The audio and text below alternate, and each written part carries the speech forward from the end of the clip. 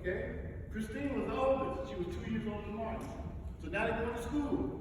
So when they started school, Martin told Christine, you know what? I'm going to catch up with you. So they started going to school, and they started progressing. Martin got to the 9th grade. He skipped the 9th grade.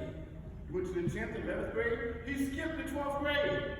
Now he done caught up with Christine. He said, I told you so. All right? Martin Luther King Jr. graduated from high school 15 years old. He graduated from Morehouse College, 19 years old. He went to Crozier Seminary School, got his seminary degree. He went to Boston University, got his PhD and master's completed by the age of 26. But knowing Coretta was in Boston going to school too. Did you know Coretta was an opera singer? Coretta was an opera singer. Her stage name was The Rose. The Rose. One day Coretta was walking down the street with a girlfriend, and Martin was driving his 1951 Chevy. You couldn't tell nothing, because back in them days, if you got a car, you the man. All right, he's driving his car, he spots Coretta, he pulls the car on the side, he gets out to go talk to Coretta. When he gets up to Coretta, Coretta looked at him and said, ooh, you so short. And then she said, ooh, you look like a little boy. Now Martin, you know what? Martin took a step back, composed himself. Now you know Martin Luther King Jr.'s voice, right? There's only one voice like that in the world. When Martin Luther King Jr. opened up that mouth and that big booming voice came out, that baritone voice came out, Coretta looked at him, she couldn't believe it.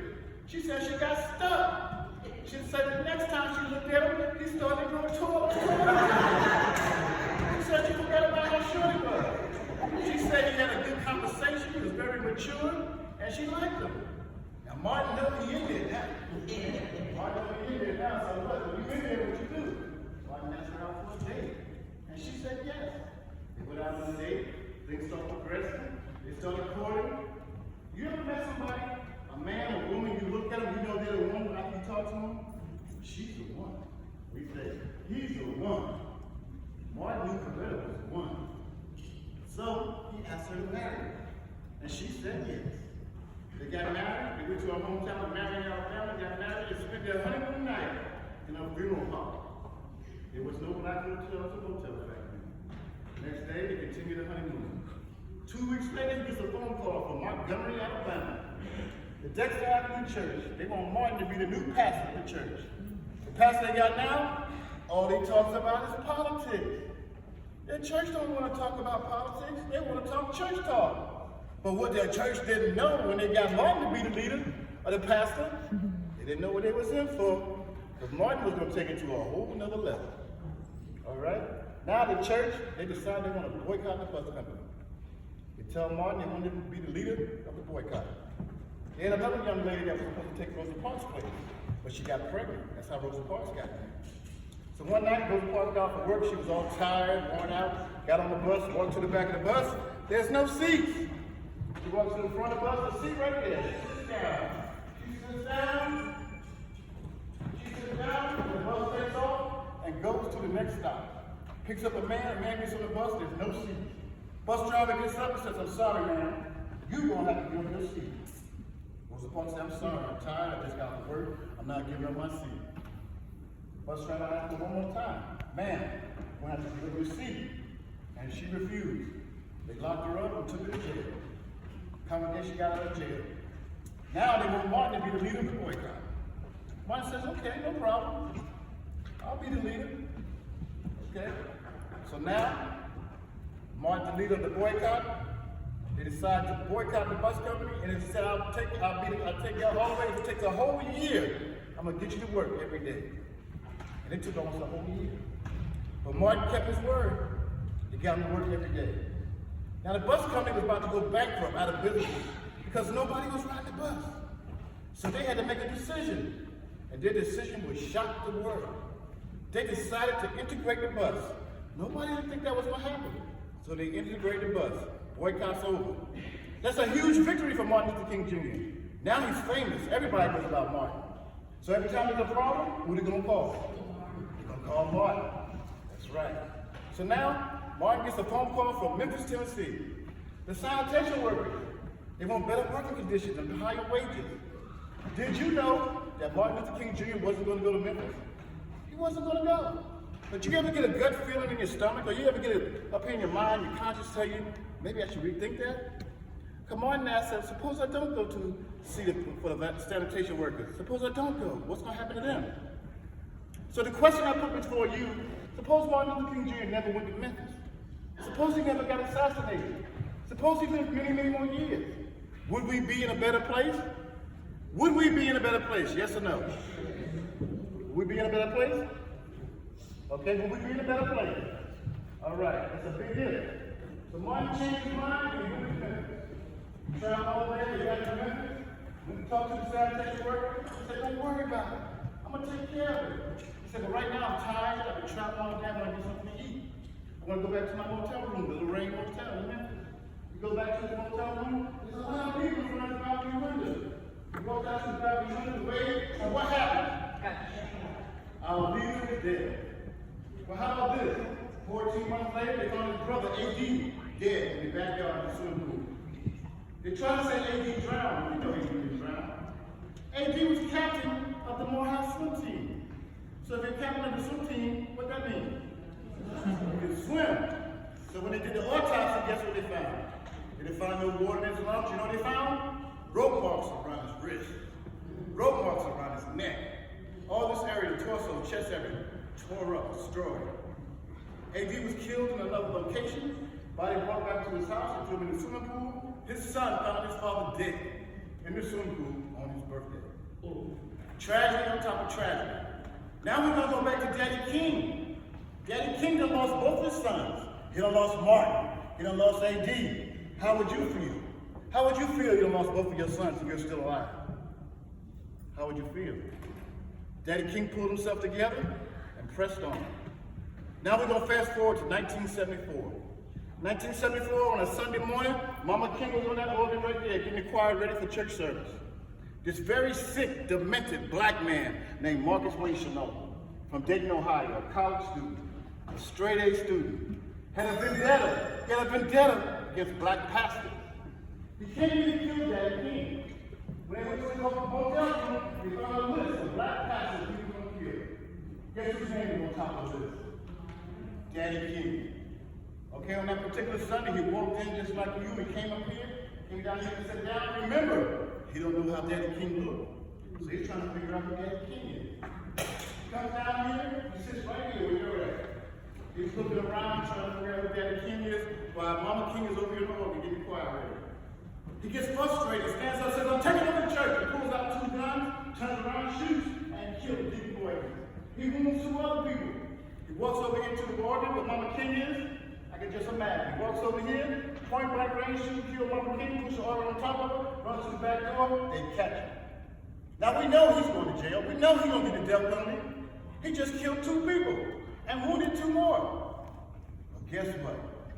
The King family did not believe in the death penalty. They petitioned the court and won. Marcus Wayne Chenault got life on top of life on top of life in jail. He died of a stroke in jail. Daddy King used to go to the jail and ask him, why did you kill my wife? Why did you kill my wife? Marcus Wayne Chenault would look the other way and would never say nothing. Never. Now he's going back to Daddy King. Daddy King done lost Martin. He done lost A.D. He done lost his wife. He done lost almost his whole family. How would you feel? How would you feel? Only person left in his family is Christine. Daddy King retires in 1975 and passes in 1984. Think about that, tragedy. When they had this funeral in this church here for Martin Luther King Jr., this church wasn't packed. You could not fit another person. This church only holds 600 people. You ever see that famous picture of Coretta Scott King and King sitting in the front pew? Right there where you are. There were so many people here that they had to have a second funeral. They had to have a second funeral. They marched from here to Morehouse College. Martin Luther King Jr. in the back of a car, pulled by me.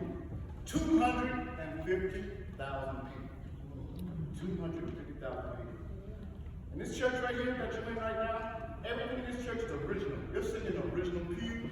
You see the original stained glass windows with people's names in it that gave large donations. You see the original clock of Martin Luther King Jr.'s funeral at 10:30 behind me. That's the original clock. You see the original piano right there on the way to the funeral. You see the original pulpit. Mama King's original baby grand piano. Mama King's original side organ. Mama King's original baby organ, all original. All original. Now that birth home down the street, where Martin Luther King Jr. was born, he only lived in that house for 12 years. But during the course of those 12 years, that street out front, Auburn Avenue, was the richest, wealthiest black street in the world. Everybody that lived in this community was college graduates, doctors, lawyers, entrepreneurs, businessmen, nurses. There was no such thing as homelessness. The people that was very well off, guess what they did? They looked out for the other people. They called the streets of gold, the streets of gold. Sweet Auburn, sweet Auburn. But then, there come a time in life, that word called change. You ever heard the word change? People take that word lightly. But change is going to happen in everybody's life.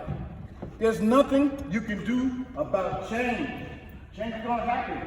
If you don't learn to adjust to change, monitor change, adapt to change, guess what? You're going to get left behind. Believe me, I know it happened to me. As I told you, I graduated from high school in 1972. There was no computers then. What's a computer? Okay? Now that I got this job here, because of change, if you don't know how to use a computer, guess what? You lost. I didn't even know how to turn a computer on. But my kids, my well-off rich kids, bought Daddy a computer. Came down here and showed Daddy how to use it. Thank God, because if they didn't, I couldn't do this job. Because everything with a computer, you gotta get paid on the computer if I wanna get paid. And guess what? Bruce Lee gonna get paid. So I had to change, So I'm telling you, what's that word called? Change. All right? I tell everybody who listens to me talk, go buy a book called Who Moved My Cheese. This book will help you in life. It will help you get around the walls, the roadblocks. It will help you in your workplace, in school. Who moved my cheese? When the cheese moves, you move. All right? Follow the cheese. What's that word called?